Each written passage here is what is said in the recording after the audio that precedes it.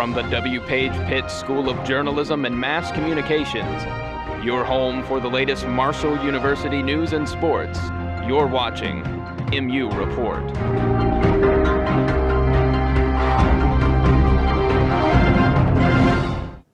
Good afternoon, and thanks for joining us for this first fall edition of MU Report 2018.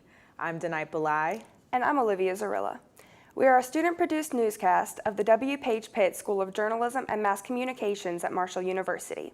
We air this broadcast not only on West Virginia Public Broadcasting, but also Network West Virginia and YouTube. Now, on to our top story. Our first story of the semester is a story about beginnings. In this case, the beginning of the year and the number of new faces on Marshall's campus. Because budgets are tight, almost all colleges are carefully counting the number of incoming freshmen, as their tuition is increasingly critical to the school's survival. As Ryan Murphy reports, Marshall doesn't have an official count yet, but the numbers may be down a bit from last year. When it comes to paying for college, students on campus this semester have one view, but it's certain administrators have an entirely different perspective. With tax money from the state falling every year, Marshall has been forced to shift the cost of higher education increasingly to students. More students means more money. Fewer students, less money, and sometimes not enough of it. So I understand Marshall's decision to raise tuition, but it's stressful on the students who have been here for several years, and the tuition keeps increasing every single year. Freshman enrollment is one part of an increasingly closely watched money stream that literally keeps the doors open and the classrooms humming. The late president of Marshall, Stephen Kopp, predicted the state's part of that operating budget could someday drop to 10%. And even if students don't know that, they do know it's costing more all the time to get a degree. It is frustrating not knowing what to expect from tuition, especially for students who struggle to pay semester to semester, working their way through school. Not only is it important that students sign up, but administrators say it's also important that they stay, move through their degrees, and graduate. Ryan Murphy, MU Report. Just this month, President Jerry Gilbert started a second statewide tour of West Virginia high schools, and the theme of that tour clearly shows its purpose. The rest of your life begins at Marshall. Dr. Gilbert says recruiting simply must be more engaging and focused, and the tour is targeting a population administrators say is vital to Marshall's future. A new school year beginning means a new journey for Marshall students, but one experience that hasn't changed is the quest to find available parking spots on campus. And with a majority population of commuters at Marshall, landing that space really is an adventure. For many students, the start of a new school year brings stress related to academics, but some students are feeling stressed for another reason. Well, first off, I get down here early now because the first week I was late to almost all my classes because I couldn't find a parking spot. And also the parking garages, I didn't know that you couldn't have a card, and I didn't have no cash because I barely carry cash on me. So I had to pay the guy the next day, and it takes me like 20 minutes just to find a parking spot. Other students say that they believe Marshall provides more than enough available parking areas. You know, pretty easy to find overall. Great access, multiple parts of campus, not too expensive. Marshall has a lot of great options. If you want garage parking, you can have garage parking. If you want surface parking, you have surface parking. Some students say that finding parking near campus is difficult, but Marshall University Police Chief Jim Terry says there are still spots available. We still have permits available in the garage. We sell out surface first. We have approximately 4,500 spaces spread out over 20 lots. We have student surface, we have garage, and then we also have the 600 spaces on 6th Avenue that's paid by the hour. Finding an available spot right by the building your class is in might not always be an option, but getting to campus early may be a solution to the parking dilemma. What I tell them at orientation and everything else is that, you know, they'll go to the mall all day and walk for 8 hours. They'll walk 12 blocks to go downtown. They don't want to walk a block to go to class. And with our growth and future growth, we're going to lose the closer parking lots are going to be lost. Look around. It might not always be that you're going to find your favorite spot in the morning, but if you wake up early and get to class and allow yourself time to find parking, you're always going to find it. Chief Terry says he's less sympathetic to the plight for two reasons. One, he says Marshall has lots of parking. It may just be a little bit of a walk. And two, he says some problems can be eased just by coming a little earlier and for planning for the search. And with the start of a term also comes a whole group of people who are unfamiliar with their surroundings and in some cases worried about safety. Luckily, social media has become a very effective tool in spreading the word about staying safe. Turns out your phone can be much more than a source of trivia or weather and traffic info, especially when coming into a new environment where you need to know who to trust and how to stay safe. Social media may just be the answer. I wouldn't take it 100% at face value, but I would definitely store it in the back of my mind, and if I was going to go somewhere and someone had posted, oh, watch out for, etc., I may look into it a little more. So definitely something that I read on the internet, especially from someone around here, would at least pique my interest initially.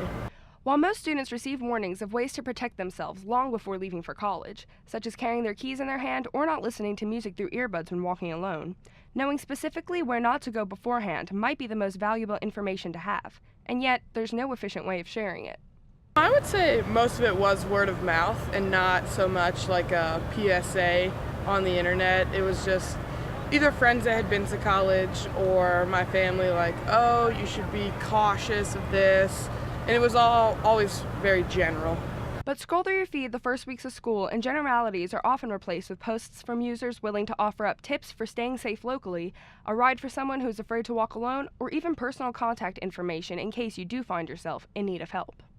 I think I would be more inclined to trust somebody from here just because this is not my hometown, and so what my parents say may have applied to what they know or my friends from where they went to school, but if someone works here or lives around here, they might have a better knowledge of the area. And that knowledge of the area and the people in it, available at your fingertips, might be the thing that makes a call to your emergency contact unnecessary.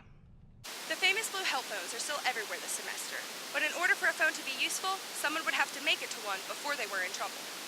Advocates of social media say that using tips from your Twitter feed or Facebook timeline could be a way to make sure that you never have to call, because you would have learned how to stay out of trouble in the first place. While using tips from social media is a good start for preventing danger, resources such as self-defense classes are available on campus for students who wish to take an extra cautionary step. Many in the Marshall community might label their dealings with technology as something of a love-hate relationship. The computers, internet access, and the Marshall websites have been plagued with issues over recent years. As Larry Lonstein Jr. reports, there has also been good news with MU technology. The people at Marshall University use computer and other technologies every day. But while things are mostly smooth sailing, problems do exist. People have experienced problems with the internet, logging onto the Marshall website, and being unable to use Blackboard, where students get their assignments. Your name's not in the database, so I normally sit along the side. Those usually work, but yeah, sometimes I'll get like an error message. Marshall Instruction and Research Librarian Sabrina Thomas says she has had issues with going online. Several years ago, occasionally it would go in and out occasionally, but recently I have found that it's been very good, very. IT staff says it's constantly aware of glitches in the system, and they work to correct them 24/7. A spokesperson for IT was unavailable for comment for this story. There have been instances where I've been in a meeting and I haven't been able to fix the technology on my own, and Missy or Ryan have come in and quietly fixed it for me while the meeting was gone on, and thereby saving both the meeting and the technology needed for later on in that meeting. So I really appreciate those guys. And one student came up with a solution for the problems he's been having. If the computer doesn't work, use another one. Some of the computers in there vary of technical problems of logging in. Even though there are some issues with the technology at Marshall University, there has been some good results. Larry Lonstein Jr., MU Report. One really bright spot is the expansion of Wi-Fi access to many places previously known to be dark or spotty. That work has intensified in the last year, and IT says it continues this semester. Clubs and campus groups were on the Student Center Plaza recently to try and recruit students to join their organizations.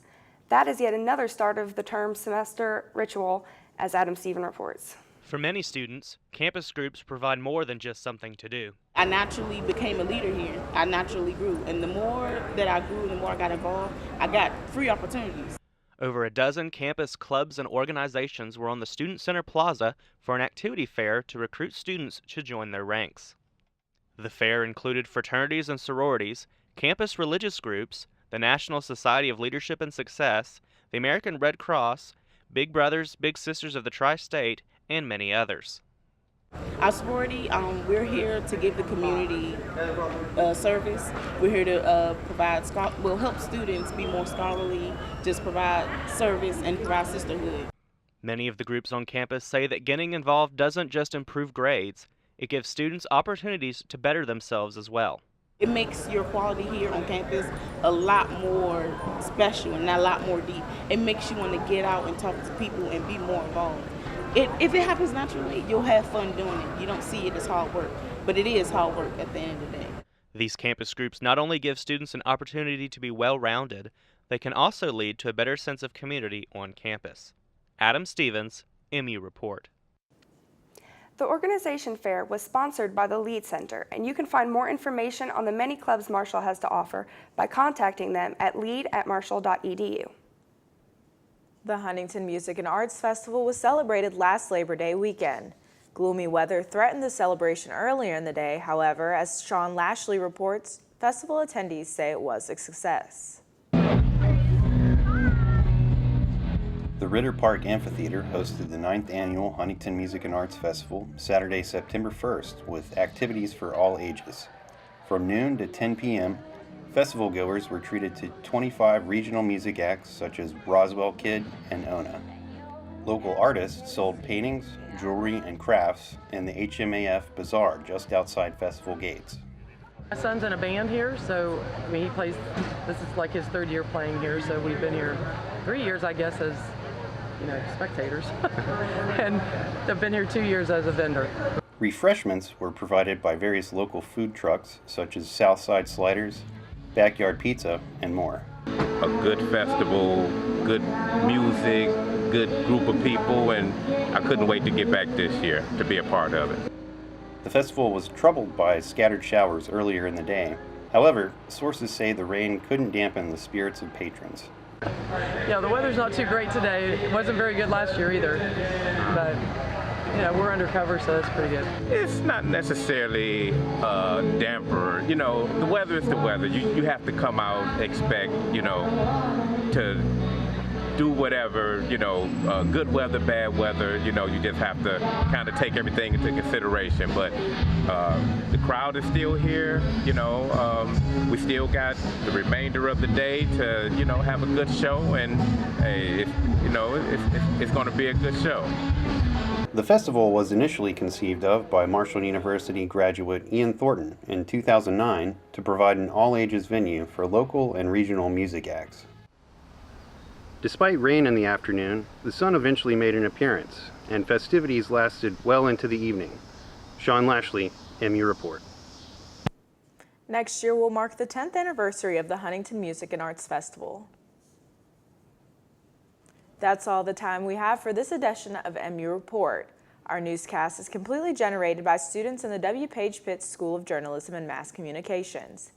MU Report is a television lab, and we're glad you're watching. You can always catch this newscast on YouTube, and be sure to follow our reporters on Twitter and MU Report on Facebook. I'm Olivia Zarilla. And I'm Denai Pillai. Have a great day.